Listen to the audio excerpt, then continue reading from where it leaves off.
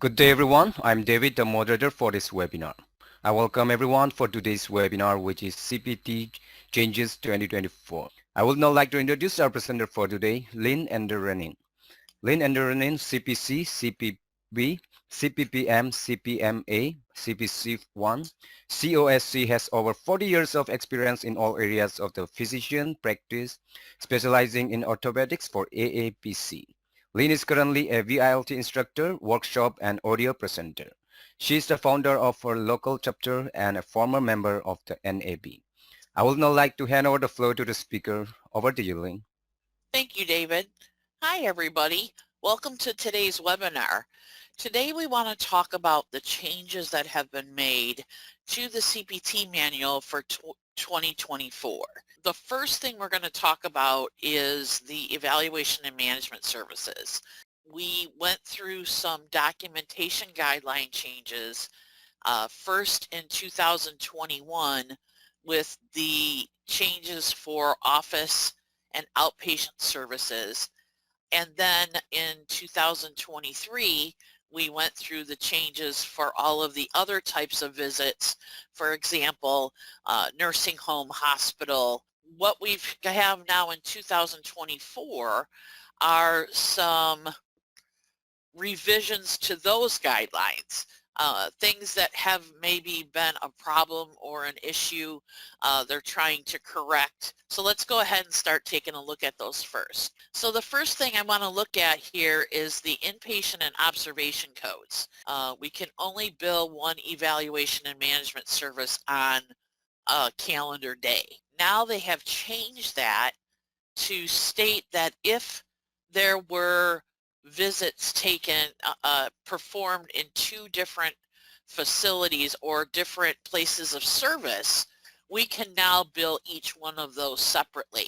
Also, consultations are still in the CPT manual, and they are used for inpatient visits, outpatient visits, and observation visits. What has changed about consults is that we can only bill one consultation per place of service for a patient. The emergency department is not a place where you're going to be able to use time. You're going to have to use the medical decision-making tool. 99281 is equivalent to 99211. Nursing facilities. These are used for both nursing and skilled nursing facilities. We have the home or residence services, which includes the domiciliary, rest home, custodial care, home care. Now Medicare has their own prolonged service codes. So I did list the primary codes here. Codes are used per the primary code. So for shared split visits, this is something that's become a little bit complicated. They have two different kinds of split shared visits now. Shared split visits for the hospital. There are circumstances now where we can bill multiple evaluation and management services on the same day as some other kind of service. They also wanted to clarify the description of risk. The risk for the provider in anything they do for the patient has to be considered here. Telehealth.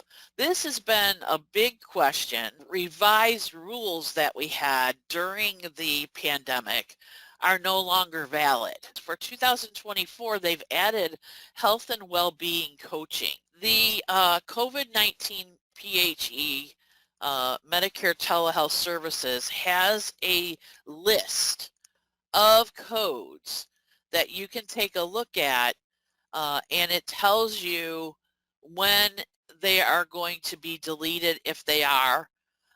The most of them are going to be applicable until the end of the year. Now we're going to look at the CPT code changes other than evaluation and management. The next thing that has changed are the bunion codes. Here are the rest of them, all again revised to now. In the respiratory system, we have two new codes for endoscopic ablation in the nasal sinus area. they've also added a lot of codes, and they've done a lot of revising of neurostimulator codes in general. In the urinary system, there has been one code change or one code add for cystourethropy.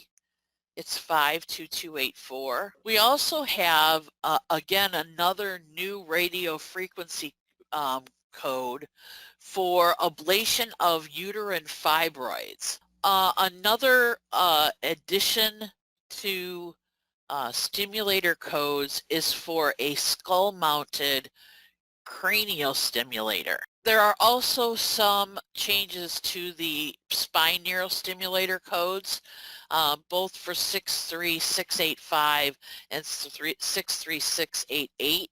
Other stimulator code revisions, they added to 64590 and 64595. Peripheral nerve stimulators, they've gone ahead and added these also.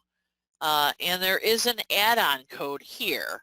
As normal, there is a new code in the ophthalmology section, and so this is for the injection of a pharmacologic agent into the supraoid space. In the diagnostic radiology, there is a code addition for the heart. And this is a coronary fractional flow reserve, or an FFR. Intraoperative ultrasound. All right, in the laboratory section, there's always a lot of changes. These are all related here to solid organ neoplasms. Here are codes that have been added to the chemistry, immunology, and microbiology sections. The proprietary lab analysis. We added a couple of injections to RSV, and then we also have a lot of new codes for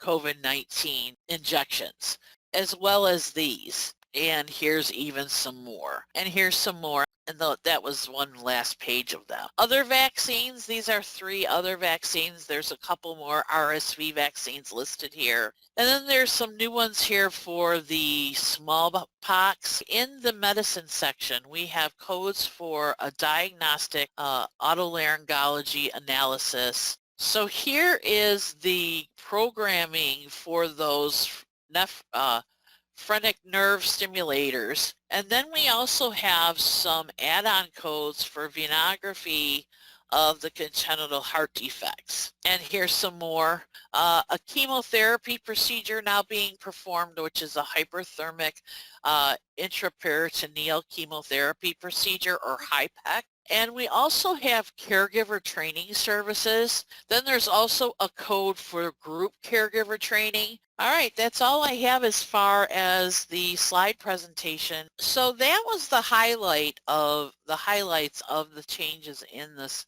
CPT book for this year 2024.